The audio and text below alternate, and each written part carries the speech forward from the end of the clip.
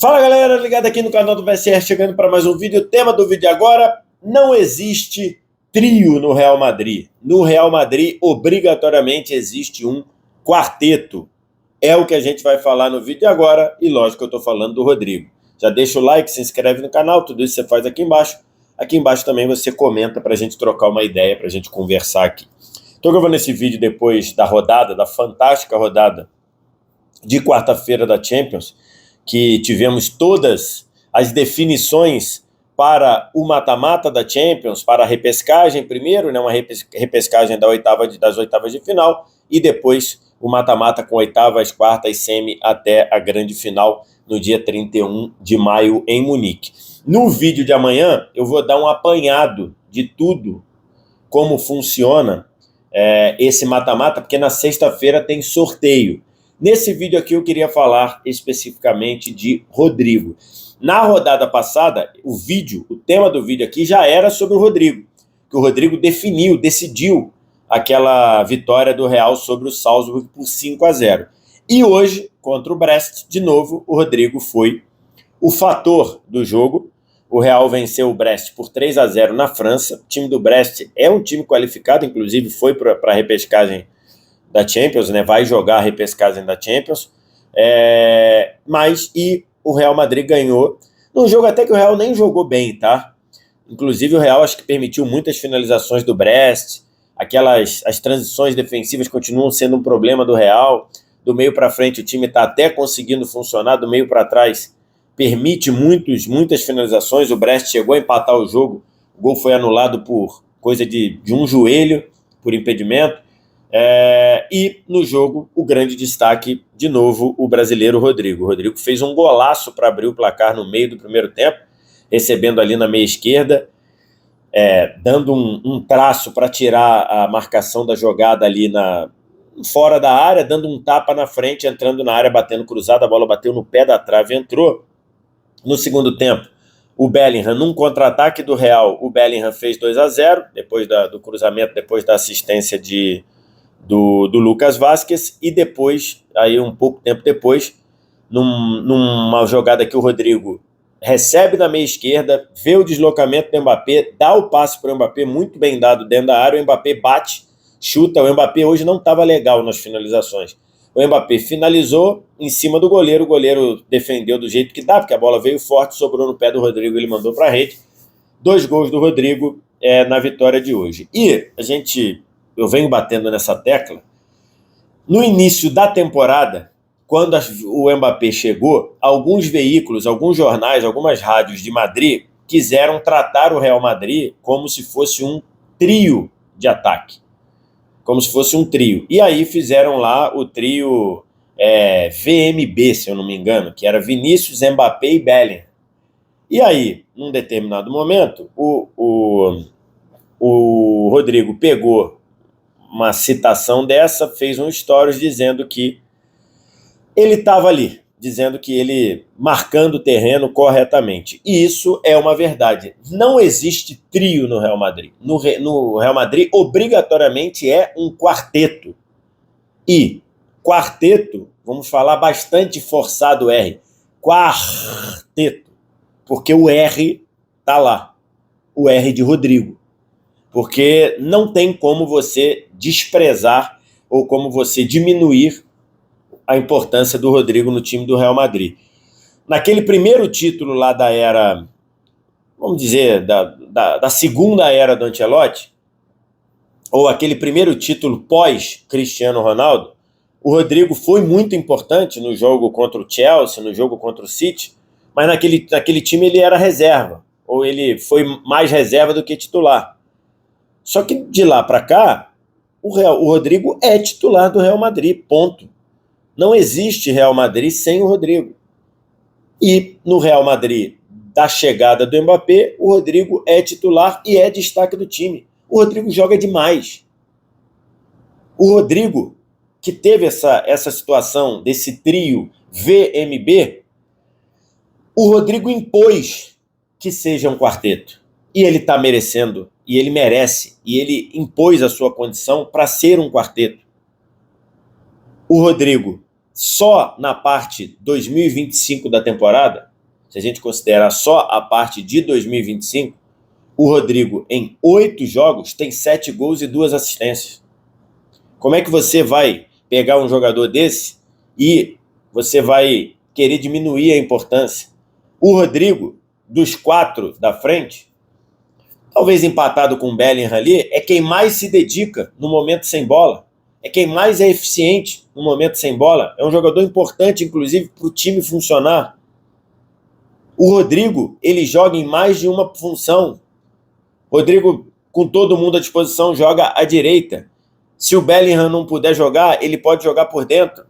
Se o Vinícius não jogar, como não jogou hoje suspenso, o Rodrigo joga aberto pela esquerda.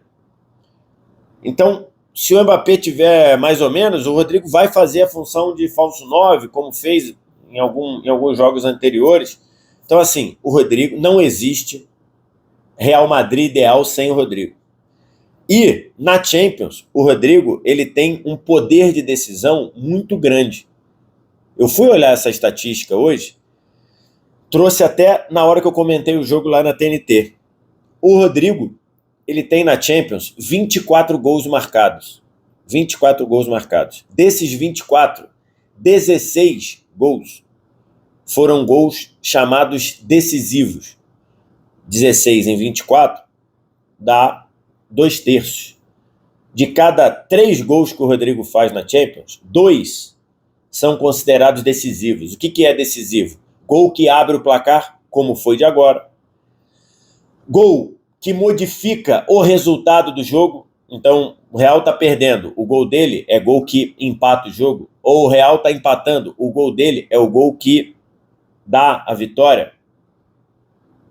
Ou os gols do Rodrigo foi 2/3 do gol do Rodrigo foram gol de classificação ou gol que levou para a prorrogação.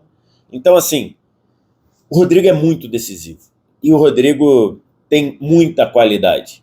Depois do jogo até, a Tati Mantovani falou com o Rodrigo na zona mista, lá na parte de entrevistas, sobre ele jogar no lado esquerdo, no jogo contra o Salzburg. Ele faz aquele golaço no toque de calcanhar do Bellingham, jogando pelo lado esquerdo. Naquele momento o Vinícius tinha pisado na área e hoje ele jogou o tempo praticamente todo do lado esquerdo, porque o Vinícius estava suspenso. E aí o Rodrigo brinca, né? É que é muita gente boa para jogar do lado esquerdo. É muita gente boa que tem como lado preferido o lado esquerdo. E aí ele está se referindo claramente a Vinícius, Mbappé e o próprio Rodrigo. E às vezes o Bellingham cai ali também. Bellingham gosta de cair por ali também. Então, é muita gente para o lado esquerdo. E, segundo o que diz o Ancelotti, segundo o que fala o Ancelotti, o lado esquerdo é do Vinícius Júnior. Então, o Rodrigo vai jogar no lado direito e consegue ser efetivo, e consegue ser bom do lado direito, mesmo não sendo o lado, entre aspas, preferido dele. O Mbappé foi ser centroavante, vira e mexe, cai pelo lado esquerdo. Hoje ele finalizou 2 ou 3 bolas ali, naquela posição, recebendo na esquerda da área. Hoje o Mbappé não estava legal, né? O Mbappé hoje teve algumas finalizações que normalmente ele mete na rede, mas hoje ele não estava legal. Finalizou mal, depois do terceiro gol do Real, segundo gol do Rodrigo, ele recebe na cara ali na meia-lua, chuta para o alto. Hoje o Mbappé não estava com o pé calibrado, senão poderia ter feito pelo menos 2 gols aí. Mbappé jogando mais por dentro, então assim, e funcionando, às vezes cai no lado direito. Então, de fato, tem muita gente boa, produtiva, para jogar no lado esquerdo. Situação de momento, segundo o próprio Ancelotti, o lado esquerdo é do Vinícius. Até porque o Vinícius produz, Vinícius dá conta do recado. Na atual Champions, Vinícius é 3º artilheiro, né? Tem 7 gols. Então, primeiro é Lewandowski e Guirassy, depois é o Rafinha e depois é o Vinícius, com 7 gols. Então, na Champions tem funcionado bem. Na temporada como um todo, o Vinícius não está tão legal. Alguns jogos no espanhol ficou abaixo. Mas, enfim, na Champions tem jogado muito bem. E o Rodrigo consegue mostrar o seu valor, mostrar o seu recado, dar o seu recado em qualquer situação. Então, mais uma vez, por imposição, por bola, o Rodrigo prova. É obrigatório tratar o Real Madrid como um quarteto. E o quarteto inclui o Rodrigo. O quarteto é Rodrigo, Bellingham, Vinícius e Mbappé. Esse é o quarteto que está fazendo o Real voltar na temporada. Real acabou se classificando.